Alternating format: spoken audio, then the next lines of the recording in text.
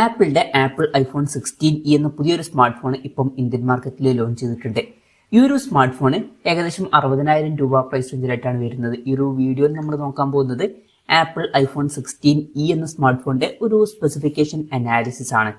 ഇപ്പം നമ്മൾ ആദ്യം ഡിസ്പ്ലേയുടെ ആയിട്ട് നോക്കുകയാണെന്നുണ്ടെങ്കിൽ ആപ്പിൾ ഐഫോൺ 16 6.1 ഇഞ്ചിന്റെ ഡിസ്പ്ലേ ആണ് വരുന്നത്. റെസൊല്യൂഷൻ വരുന്നത് 1170x2532 ആണ്. പിന്നെ ഇതിൽ super retina XDR OLED display ആണ് ഉപയോഗിച്ചിരിക്കുന്നത്. OLED പാനൽ വരുന്നുണ്ട്.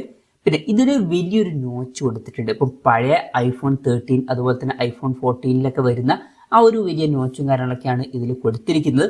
ഇപ്പം ഈ ഒരു സ്മാർട്ട് ഫോൺ ഏകദേശം 60,000 രൂപ പ്രൈസ് റേഞ്ചിലാണ് വരുന്നത്. ഇപ്പോൾ ഈ ഒരു പ്രൈസ് റേഞ്ചിൽ ഡൈനാമിക് ഐലൻഡ് ഉണ്ടായിരുന്നെങ്കിൽ കുറച്ചും കൂടി നന്നായേനെ. ഇപ്പം ഐഫോൺ 15 ഈ ഒരു പ്രൈസ് റേഞ്ചിൽ അവൈലബിൾ ആണ്. അതിൽ ഡൈനാമിക് ഐലൻഡ് എന്നുള്ള ഫീച്ചർ വരുന്നുണ്ട്. ഇപ്പം നിങ്ങൾക്ക് ലേറ്റസ്റ്റ് ആയിട്ടുള്ള ഒരു ഡിസൈനും കാര്യങ്ങളൊക്കെയാണ് വേണ്ടതെന്നുണ്ടെങ്കിൽ ഇപ്പം ഈ ഒരു ഫോണിന് പകരം ഐഫോൺ 15 എടുക്കാവുന്നതാണ്. പക്ഷേ വേറൊരു കാര്യമുണ്ട്, ഈ ഒരു ഫോണിൽ എക്സ്ട്രാ കുറെ ഫീച്ചേഴ്സ് വരുന്നുണ്ട്.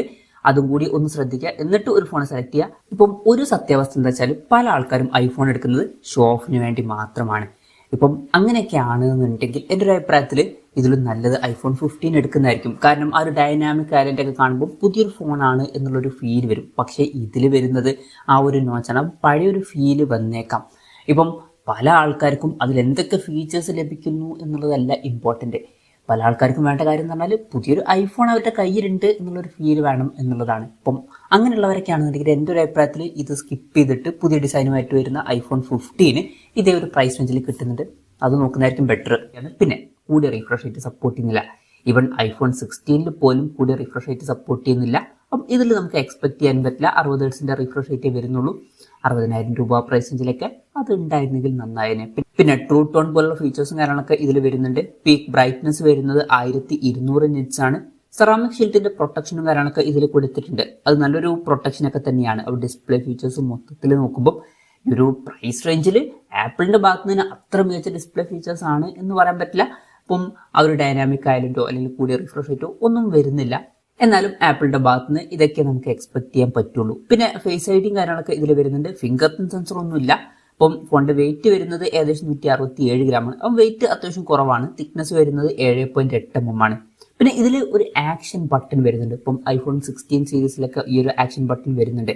സംഭവം എന്ന് വെച്ചാൽ സൈഡിൽ ഒരു ബട്ടൺ വരുന്നുണ്ട്.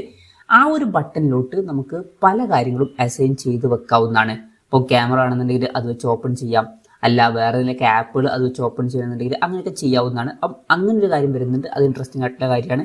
IP68 റേറ്റിംഗ് സപ്പോർട്ട് ചെയ്യുന്നുണ്ട്. നല്ലൊരു IP റേറ്റിംഗ് ആണ്. പിന്നെ ഈ ഒരു ഫോണിന്റെ ബ്ലാക്ക് കളർ വേരിയന്റും വൈറ്റ് കളർ വേരിയന്റും ഒക്കെ ഇപ്പോൾ അവൈലബിൾ ആണ്. ഇനി പ്രോസസ്സറിന്റെ കാര്യത്തിലോട്ട് വരികയാണെന്നുണ്ടെങ്കിൽ ഇപ്പം ഈ ഒരു ഫോണിന്റെ ഹൈലൈറ്റ് ആയിട്ടുള്ള ഒരു ഫീച്ചർ എന്ന് പറയുന്നത് ഇതാണ്. ഇതിൽ ആപ്പിൾ 18 ബയോണിക് ചിപ്പ് വരുന്നുണ്ട്. അപ്പം ലേറ്റസ്റ്റ് ആയിട്ടുള്ള സീരീസിൽ വരുന്ന പ്രോസസ്സർ തന്നെ ഇതിൽ വരുന്നുണ്ട്. അപ്പം ഐഫോൺ 16 വരുന്ന പ്രോസസ്സർ ഇതിൽ വരുന്നുണ്ട്. അപ്പം 60,000 രൂപ പ്രൈസ് റേഞ്ചിൽ തന്നെ നിങ്ങൾക്ക് ഈ ഒരു 18 ബയോണിക് ചിപ്പുമായിട്ട് വരുന്ന ഒരു ഫോണാണ് വേണ്ടത്. ഇപ്പോൾ നിങ്ങൾക്ക് ആ ഒരു ഡിസൈനിൽ വരുന്ന ഡൈനാമിക് ഐലൻഡ് ഒന്നുമില്ല ഇമ്പോർട്ടൻ്റ് എന്നുണ്ടെങ്കിൽ ഇത് കൺസിഡർ ചെയ്യാൻ പറ്റിയിട്ടുള്ള ഒരു ഓപ്ഷൻ തന്നെയായിരിക്കും. അപ്പം ഈ ഒരു പ്രൈസ് റേഞ്ചിൽ തന്നെ മികച്ച ഒരു പ്രോസസ്സർ കൊടുത്തിട്ടുണ്ട്. പിന്നെ ഇതിൽ പറയേണ്ട ഒരു കാര്യം എന്താ വെച്ചാൽ ആപ്പിൾ ഇന്റലിജൻസിന്റെ ഫീച്ചർ സപ്പോർട്ട് ചെയ്യുന്നുണ്ട്. ഇപ്പം നമ്മൾ നേരത്തെ ഐഫോൺ 15 കാര്യമൊക്കെ പറഞ്ഞു. അപ്പം അതിൽ ആപ്പിൾ ഇന്റലിജൻസിന്റെ ഫീച്ചർ സപ്പോർട്ട് ചെയ്യുന്നില്ല. അതുപോലെ തന്നെ ഇതിന്റെ താഴെ വരുന്ന പ്രോസസ്സറേ അതിൽ വരുന്നുള്ളൂ. അപ്പം ആ ഒരു കാര്യത്തിൽ ഐഫോൺ 15 കമ്പയർ ചെയ്യുമ്പോൾ ഇതിൽ ചില അപ്ഡേറ്റ്സും കാര്യങ്ങളൊക്കെ വരുന്നുണ്ട്. പിന്നെ ആപ്പിൾ ഇന്റലിജൻസിന്റെ കുറെ ഫീച്ചേഴ്സും നമുക്ക് ലഭിക്കും. 5G സപ്പോർട്ടും കാര്യങ്ങളൊക്കെ ഉണ്ട്. മേജർ ആയിട്ടുള്ള എല്ലാ 5G ബാൻഡ്സും ഇതിൽ സപ്പോർട്ട് ചെയ്യുന്നുണ്ട്. പിന്നെ ഈ ഒരു ഫോണിൽ 8 GB റാം വരുന്നുണ്ട്. അപ്പം എത്ര GB റാം ആണ് എന്നുള്ള കാര്യം അവർ മെൻഷൻ ചെയ്യാറില്ല. പക്ഷേ ആപ്പിൾ ഇന്റലിജൻസിന്റെ ഫീച്ചർ ഉള്ളതുകൊണ്ട് തന്നെ 8 GB റാം ആയിരിക്കും എന്നാണ് റിപ്പോർട്ടിൽ പറയുന്നത്. ബേസ് വേരിയന്റിൽ 8 GB റാമും 128 GB ഇന്റേണലുമാണ് വരുന്നത്. പിന്നെ 256 GB ഇന്റേണലുമായിട്ട് വരുന്ന ഒരു വെർഷനും 512 GB ഇന്റേണലുമായിട്ട് വരുന്ന ഒരു വെർഷനും വരുന്നുണ്ട്. പിന്നെ മെമ്മറി കാർഡ് സ്ലോട്ട് ഒന്നും കൊടുത്തിട്ടില്ല. NFC സപ്പോർട്ട് വരുന്നുണ്ട്. സാറ്റലൈറ്റ് കണക്ടിവിറ്റി എന്നുള്ള ഫീച്ചറും ഇതിൽ വരുന്നുണ്ട്. പിന്നെ ഇതിൽ ആപ്പിളിന്റെ തന്നെ സ്വന്തമായിട്ട് നിർമ്മിച്ചിട്ടുള്ള C1 മോഡും കാര്യങ്ങളൊക്കെ വരുന്നുണ്ട്. സ്റ്റീരിയോ സ്പീക്കേഴ്സും എടുത്തിട്ടുണ്ട്. 3.5 മോഡ്യൂ ജാക്ക് ഇതിൽ വരുന്നില്ല. പിന്നെ iOS 18 സോഫ്റ്റ്വെയർ ആണ് ഇതിൽ വരുന്നത്. നേരത്തെ പറഞ്ഞു ആപ്പിൾ ഇന്റലിജൻസിന്റെ ഫീച്ചർ സോഫ്റ്റ്വെയറിൽ വരുന്നുണ്ട്. കുറച്ചധികം കാലത്തേക്കുള്ള സോഫ്റ്റ്വെയർ അപ്ഡേറ്റ്സ് ഒക്കെ ഇതിൽ ലഭിക്കുന്നതായിരിക്കും. പിന്നെ ക്യാമറയുടെ കാര്യത്തിലോട്ട് വരികയാണെന്നുണ്ടെങ്കിൽ ഫോണിന്റെ പിന്നിൽ സിംഗിൾ ക്യാമറ ആണ് കൊടുത്തിരിക്കുന്നത്. 48 മെഗാ പിക്സലിന്റെ 1.6 അപ്പേഴ്സിൽ വരുന്ന മെയിൻ ക്യാമറ സെൻസറാണ് ഇതിൽ വരുന്നത്. വോയിസിന്റെ സപ്പോർട്ട് ഇതിൽ വരുന്നുണ്ട്. പിന്നെ ഇതിൽ 2x ഒപ്റ്റിക്കൽ സൂം സപ്പോർട്ട് ചെയ്യുന്നുണ്ട്. ഫ്രണ്ടിൽ 12 മെഗാ പിക്സലിന്റെ 1.9 അപ്പേഴ്സിൽ വരുന്ന ഒരു സെൻസറാണ് വരുന്നത്. പിന്നെ ഈ ഒരു ഫോണിൽ 4K Dolby vision video recording കാര്യങ്ങളൊക്കെ സപ്പോർട്ട് ചെയ്യുന്നുണ്ട്. പിന്നെ നമ്മുടെ നേരത്തെ iPhone 15 കാര്യം പറഞ്ഞിട്ടുണ്ടായിരുന്നു, ഏകദേശം ഈ ഒരു പ്രൈസ് റേഞ്ചിൽ വരുന്ന ഫോണാണ്. അപ്പം ആ ഒരു പ്രൈസ് റേഞ്ചിൽ ഫോണിന്റെ പിന്നിൽ ഡ്യുവൽ ക്യാമറ സെറ്റപ്പ് വന്നിട്ടുണ്ടായിരുന്നു. അപ്പം എക്സ്ട്രാ ഒരു സെൻസർ അതിൽ വരുന്നുണ്ട്, ഒരു അൾട്രാ വൈഡ് ആംഗിൾ ലെൻസ് ഒക്കെ എക്സ്ട്രാ നമുക്ക് ലഭിക്കുന്നുണ്ട്. അപ്പം അങ്ങനെ ഒരു അൾട്രാ വൈഡ് ആംഗിൾ ലെൻസ് ഒക്കെ എക്സ്ട്രാ വേണമെന്നുണ്ടെങ്കിൽ iPhone 15 നോക്കാവുന്നതാണ്. ഇനി ബാറ്ററിയുടെ കാര്യം പറയുകയാണെന്നുണ്ടെങ്കിൽ പൊതുവെ ബാറ്ററി കപ്പാസിറ്റി അവർ ഒഫീഷ്യലായിട്ട് പറയാറില്ല. അവർ പൊതുവെ പറയാറുള്ള ഒരു കാര്യം എന്താ വെച്ചാൽ എത്ര ടൈം നമുക്ക് യൂസ് ചെയ്യാൻ കഴിയും എന്നുള്ളതാണ്. അവർ പറഞ്ഞിരിക്കുന്നത് 26 മണിക്കൂർ വീഡിയോ പ്ലേ ബാക്ക് ഇതിൽ സപ്പോർട്ട് ചെയ്യും. സ്ട്രീമിംഗ് ആണെന്നുണ്ടെങ്കിൽ 21 മണിക്കൂറും. പിന്നെ 90 മണിക്കൂറിന്റെ ഓഡിയോ പ്ലേ ബാക്കും ഇതിൽ സപ്പോർട്ട് ചെയ്യുന്നതായിരിക്കും. 18 വാട്ടിന്റെ ഫാസ്റ്റ് ചാർജിംഗ് സപ്പോർട്ടാണ് വരുന്നത്. അവർ പറഞ്ഞിരിക്കുന്നത് 20 വാട്ടിന്റെ ചാർജർ യൂസ് ചെയ്യുകയാണെന്നുണ്ടെങ്കിൽ 30 മിനിറ്റ് കൊണ്ട് 50% വരെ ചാർജ് ചെയ്യാൻ കഴിയുമെന്നാണ്. പിന്നെ 7.5 വാട്ടിന്റെ വയർലെസ് ചാർജിങ് സപ്പോർട്ടും കാര്യങ്ങളൊക്കെ ഇതിൽ വരുന്നുണ്ട്. ടൈപ്പ് സി ചാർജിംഗ് പോർട്ടും ഇതിൽ കൊടുത്തിട്ടുണ്ട്.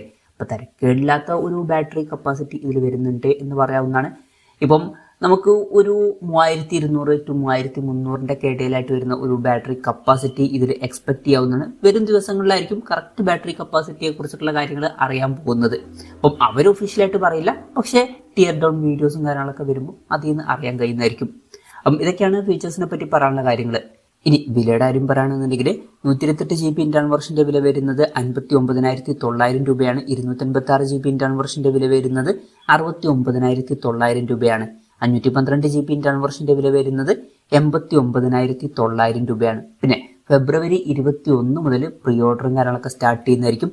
ഫെബ്രുവരി 28 മുതലാണ് ഫോണിന്റെ സെയിലും കാര്യങ്ങളൊക്കെ സ്റ്റാർട്ട് ചെയ്യുന്നത്. എന്തായാലും ഓവറോൾ നോക്കുകയാണെന്നുണ്ടെങ്കിൽ ഇപ്പം ഈ ഒരു ഫോണിന്റെ ഹൈലൈറ്റ് ആയിട്ടുള്ള ഫീച്ചേഴ്സ് എന്തൊക്കെയാണെന്ന് വെച്ചാൽ Apple 18 Bionic ചിപ്പ് ഇതിൽ വരുന്നുണ്ട്, ആപ്പിൾ ഇന്റലിജൻസിന്റെ ഫീച്ചറും വരുന്നുണ്ട് എന്നുള്ളതാണ്. പിന്നെ വിലയുടെ കാര്യത്തിൽ വില കുറച്ചുകൂടി എന്നാണ് എനിക്ക് പേഴ്സണലി തോന്നിയിട്ടുള്ളത്. ഒരു 50,000 രൂപ പ്രൈസ് റേഞ്ചിലൊക്കെ ആയിരുന്നു എക്സ്പെക്ട് ചെയ്തിട്ടുണ്ടായിരുന്നു. പക്ഷേ ഈ ഒരു ഫോണിന്റെ വില 60,000 രൂപ പ്രൈസ് റേഞ്ചിൽ എത്തിയിട്ടുണ്ട്. എന്തായാലും നിങ്ങൾക്ക് കുറഞ്ഞൊരു പ്രൈസ് റേഞ്ചിൽ ആപ്പിൾ ഇന്റലിജൻസിന്റെ ഫീച്ചറും 18 Bionic ചിപ്പൊക്കെ വേണമെന്നുണ്ടെങ്കിൽ ഇത് നോക്കാവുന്നതാണ്. പക്ഷേ ശ്രദ്ധിക്കേണ്ട കുറച്ച് കാര്യങ്ങളുണ്ട്. ഇതിൽ ഡൈനാമിക് ഐലൻഡിന്റെ ഫീച്ചർ വരുന്നില്ല. അതുപോലെ തന്നെ ക്യാമറയിൽ ഒരു ultra wide angle lens missing ആണ്. ഇപ്പം നിങ്ങൾക്ക് ഈ ഒരു ലേറ്റസ്റ്റ് ആയിട്ടുള്ള ആ ഒരു ഡിസൈന്, അതുപോലെ തന്നെ ക്യാമറയിൽ അൾട്രാ വൈഡ് ആംഗിൾ ലെൻസ്, ഇതുപോലുള്ള കാര്യങ്ങളൊക്കെയാണ് വേണ്ടതെന്നുണ്ടെങ്കിൽ ഇപ്പം ഈ ഒരു പ്രൈസ് റേഞ്ചിൽ ഇതിന് പകരം നിങ്ങൾക്ക് ആപ്പിൾ iPhone 15 എടുക്കാവുന്നതാണ്. ഇപ്പം പല ആൾക്കാരും ഐഫോൺ എടുക്കുന്നത് ഒരു സ്റ്റാറ്റസിനും കാര്യങ്ങൾക്കൊക്കെ വേണ്ടിയിട്ടാണ്. അപ്പം ഈ ഒരു നോച്ച് കാണുമ്പോൾ ഒരു പഴയ ഫോണിന്റെ ഒരു ഡിസൈൻ ഫീൽ ചെയ്തേക്കാം. അപ്പം അങ്ങനെയുള്ള ആൾക്കാരാണ് നിങ്ങളെന്നുണ്ടെങ്കിൽ ബഡ്ജറ്റ് 60,000 രൂപ പ്രൈസ് റേഞ്ചിലാണെന്നുണ്ടെങ്കിൽ ഇതിന് പകരം iPhone 15 എടുക്കുക. ആപ്പിൾ ഇന്റലിജൻസിന്റെ ഫീച്ചറൊക്കെ കുറയും എന്നേ ഉള്ളൂ. അതിലും നല്ലൊരു പ്രോസസ്സറൊക്കെ തന്നെയാണ് വരുന്നത്. ഇനി അതല്ല, നിങ്ങൾക്ക് ഇപ്പം ഈ ഒരു പ്രൈസ് റേഞ്ചിൽ ബെസ്റ്റ് പ്രോസസ്സർ, അതുപോലെ തന്നെ ആപ്പിൾ ഇന്റലിജൻസ്, ഇതുപോലുള്ള ഫീച്ചേഴ്സ് വേണമെന്നുണ്ടെങ്കിൽ ഈ ഫോണും എടുക്കാം എന്നേ ഉള്ളൂ. അപ്പം ഇതാണ് ഈ ഒരു ഫോണിനെ പറ്റിയിട്ടുള്ള എൻ്റെ ഒരു പേഴ്സണൽ അഭിപ്രായം. ഈ ഒരു ഫോണിനെ പറ്റിയിട്ടുള്ള നിങ്ങളുടെ അഭിപ്രായം ജസ്റ്റ് ഒന്ന് കമൻറ്റ് ചെയ്യുക.